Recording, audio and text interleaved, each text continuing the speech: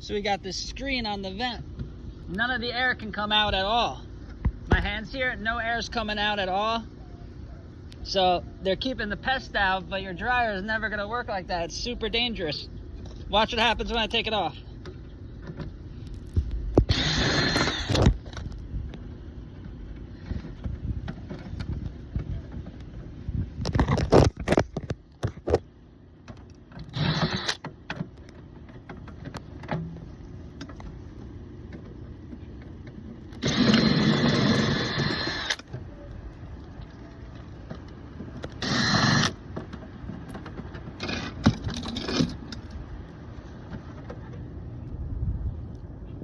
Now the dryer is working.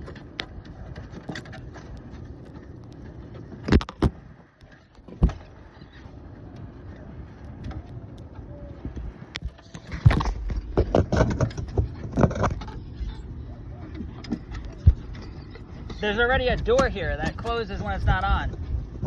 Yeah.